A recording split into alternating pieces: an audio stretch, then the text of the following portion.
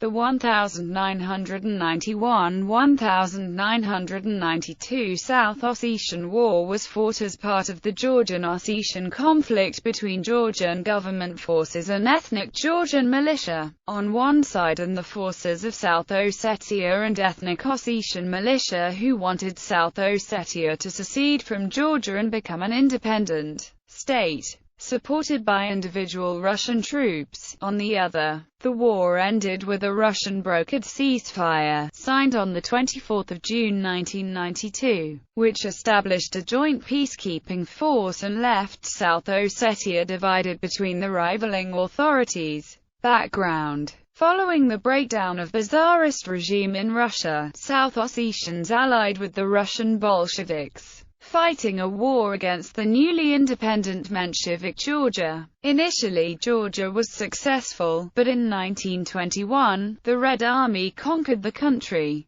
South Ossetia became an autonomous oblast in the Soviet Republic of Georgia. During the Soviet period, relations between ethnic Ossetians and Georgians were peaceful, with a high rate of interaction and intermarriages. In 1989, around 98,000 people lived in South Ossetia. Of these, 66.61% were Ossetian and 29.44% Georgian. Another 99,000 Ossetians lived throughout the rest of Georgia. At the end of 1991, with the collapse of the Soviet Union, Georgia became an independent country again under the leadership of Zviad Gamsakh.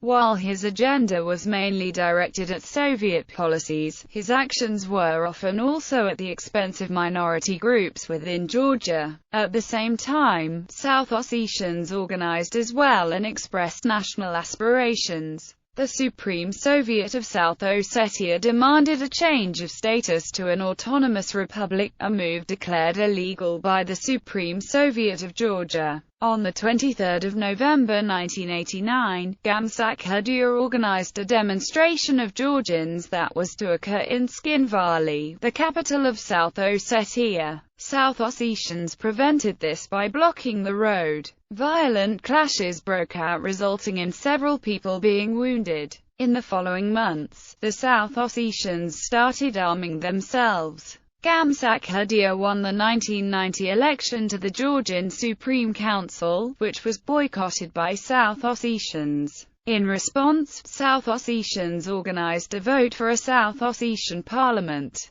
Reacting to this, the Georgian Supreme Council voted to abolish the South Ossetian Autonomous Oblast as a separate administrative unit.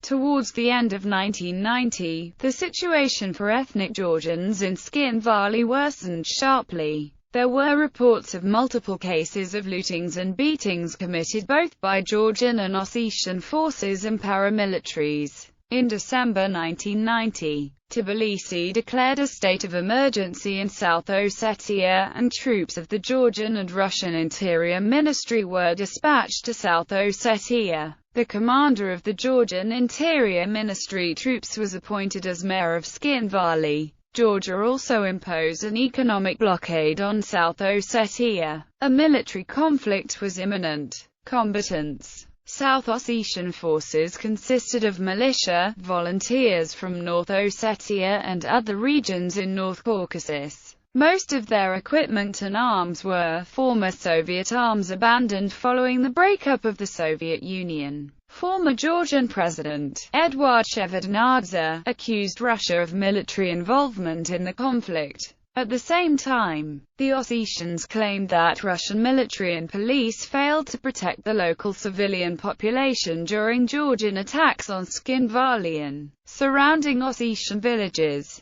The Georgian side claimed there was overt help from military units of the Russian Federation. In early 1990, South Ossetia had only 300 to 400 poorly armed fighters. Within 6 months the South Ossetian force grew to 1,500 full-time fighters plus 3,500 volunteers. Georgia's forces were in much poorer shape. The ragtag Georgian forces composed of ethnic Georgians were not as well trained and equipped as their opponents. The Georgian National Guard that fought in the war was formed in January 1991, just before the fighting started. It was supposed to be a 12,000-strong force raised by conscription, but because of financial difficulties it had to be formed from volunteers instead. Several informal Georgian militias also participated in the conflict, including White Eagles, White George, Black Panthers,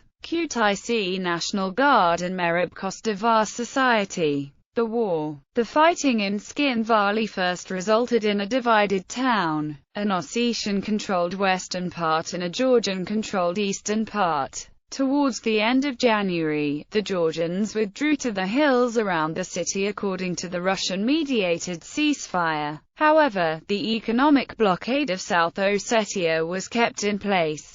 The Georgians made 3 assaults on Skin Valley, in February and March 1991 and in June, 1992. The most intense period of war was in March and April 1991. After a period of relative calm in July and August, violence resumed in mid-September, when Gamsakherdia ordered the Georgian National Guard once again to advance into South Ossetia. However, the National Guard had little interest in protracted warfare in a province with no lootable resources. Only a few detachments followed the order to attack, and they were repelled by the South Ossetian militia. During the offensive in June, the Georgian National Guard burned and destroyed up to 80% of dwellings in Skin Valley. Georgia imposed a blockade on South Ossetia by disconnecting electricity and blockading the road to Skin Valley, while the Ossetians blockaded Georgian villages. Several atrocities occurred on both sides.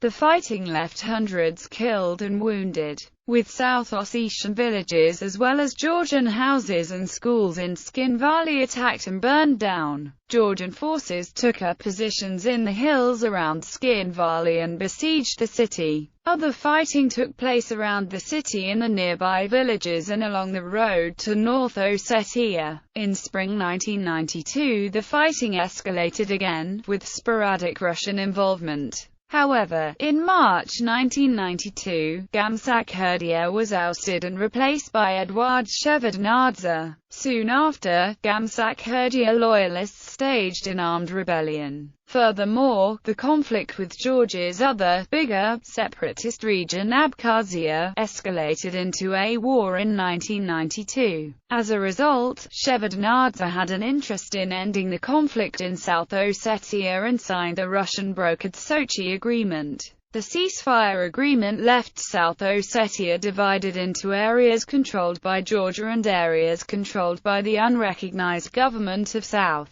Ossetia. It also created the Joint Control Commission and, under JCC mandate, introduced the Joint Peacekeeping Forces, made up of Georgian, Russian and Ossetian soldiers. A small number of Organization for Security and Cooperation in Europe monitors was also deployed in the area. The military action of the conflict was confused and anarchic. Neither side had disciplined armed formations, and commanders and soldiers were often acting in their own interests. Military groups were controlled by political factions and not accountable to the respective governments. This led to the violation of ceasefires, taking of hostages and bombardment of civilian targets. According to Human Rights Watch, during the war Georgian paramilitary groups committed acts of violence against Ossetian civilians within South Ossetia that were motivated by the desire to expel Ossetians and reclaim villages for Georgia, and by sheer revenge against the Ossetian people. Between 60 and 100 villages were burned down, destroyed by Georgian forces or otherwise abandoned. Several villages were ethnically cleansed by Georgian forces.